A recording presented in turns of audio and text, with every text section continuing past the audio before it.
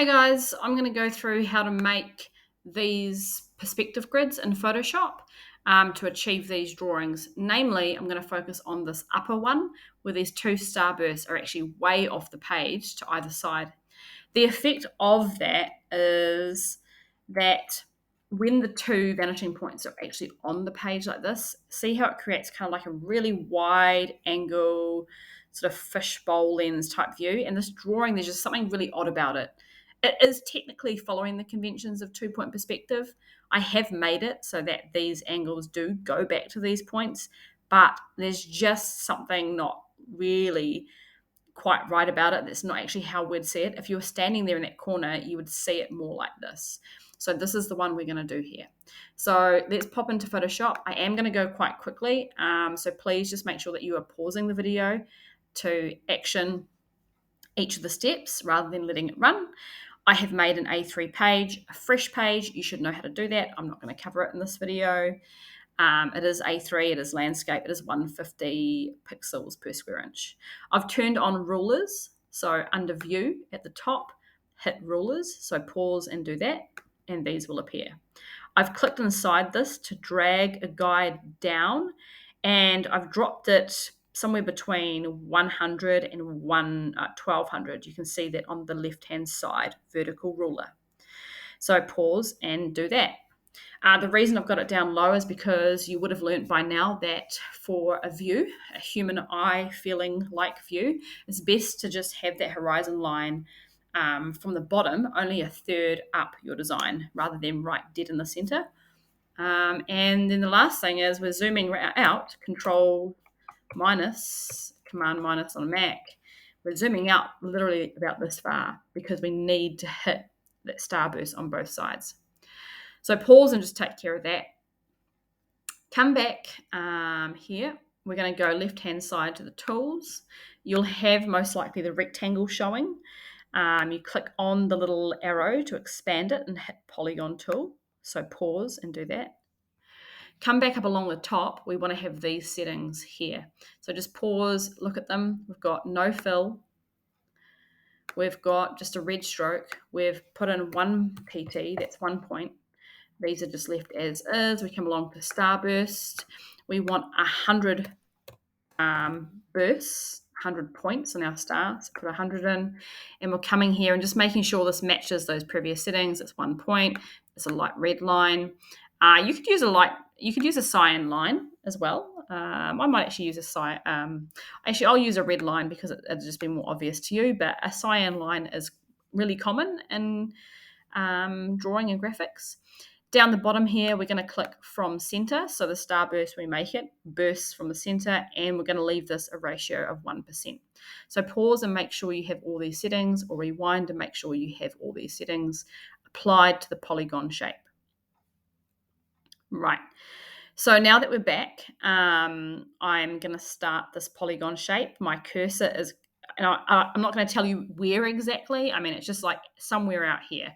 In fact, if I had to tell you where, because, people do end up sort of asking where exactly, I don't know, but somewhere between 3,000 and 2,000, that's what the guides are handy for. So I'm just going to click now right on that point and make the starburst. The goal is to make it to cover the white artboard.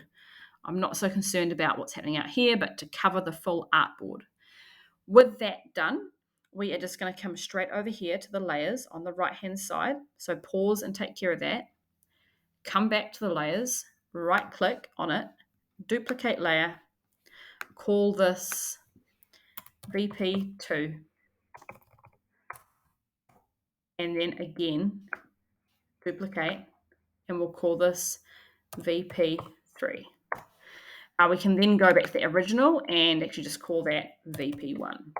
So just duplicate those layers, make sure you have 3, and then just label them VP1, VP2, VP3. Double click on them is how you change the name of them. So double clicking quite quickly on them changes the name of them. Right, so with that done, we're going to twist 2 of these starbursts. Notice I'm still in this mode here. If for some reason you're not and you're like here, the first one we're going to twist and rotate is the second. So click on the second layer and just go Control T, which will bring back that option. So pause now and just do that. Click on number 2 and hit Control T. Right, so with that done, we're going to hover up in the top outer corner and we're just going to rotate, and we actually only want to rotate it like not even halfway between those spaces, like a third of the way. So you're going to have to just sort of use your best judgment to do 1/3, and then we'll come to VP3 and we'll just confirm that, hit enter. We'll come to VP3 and the same thing, repeat, Control T, and this time we're going to rotate it into that last gap there. The whole point of doing that was that without those other 2 copies, our starburst only has a burst of 100 points. We were going to have like a grid with too many gaps. That might have been hard for you to kind of like really put in any kind of detailed design. So that's why we've pumped them up to 3. So with that done, we're going to select all of these layers now, holding Shift, click, Shift, select the top one and the bottom one, and right click, duplicate layers. Okay, and we've made a whole other set directly on top of those. Now I'm just going to kind of keep these selected in the layers. I'm going to hit V on my keyboard right away. V. Don't worry, that happens. That's fine. Come back and hit Control T for just those layers. And then we're going to click them. And while we click them, I want you to hold Shift. Now Shift will keep them down on that horizon line. We do not want them moving up or around. We're not trying to make some kind of super duper effect. We're just going to hold Shift and drag them over and slide them over to the other side. And again, it just needs to be off the page. So here or here, don't go too wide. Again, we just want to cover the whole page from the right hand side, and let go and press enter. And that is those ones done. Right. I feel like I'm sort of missing, I felt like I was sort of missing some. So let's actually just see, do this and do this. Again, click, hold Shift, drag them. Oh, my bad.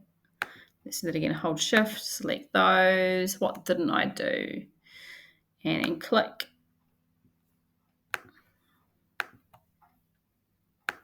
Maybe I need to go Control T. Oh.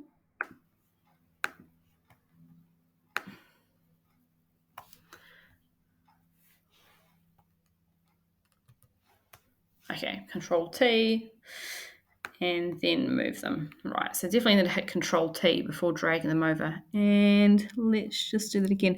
Now I'm just going to drag them over here and go in, zoom in, and just kind of inspect where they're overlapping. So I've got an opportunity to like move them. Okay, so that's where we just want to be a little more careful about where they're going. Okay. So I'm just going to plonk it there. We can see that they're kind of like some of the spaces aren't filled. So what I'm going to do is, while it's still all selected, we can see it's still selected. I'm going to right click my mouse.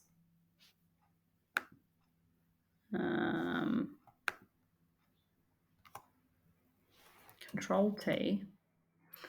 And then go up to image. I'm going to see if I can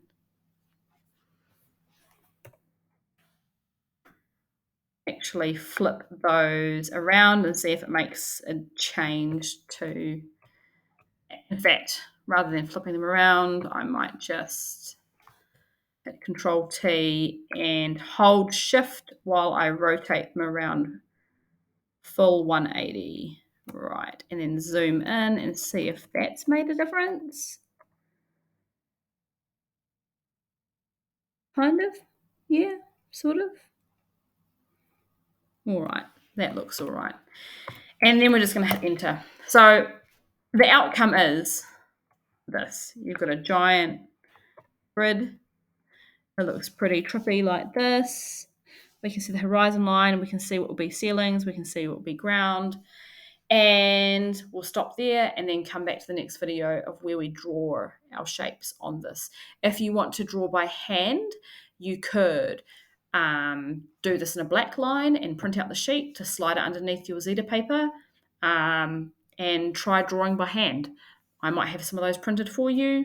I might not, but those are some options you can do if you want to still do it by hand but have some kind of assistance. All right, so rewind and pause and see if you can have that created, especially if you're watching this at home. This is something easily done at home.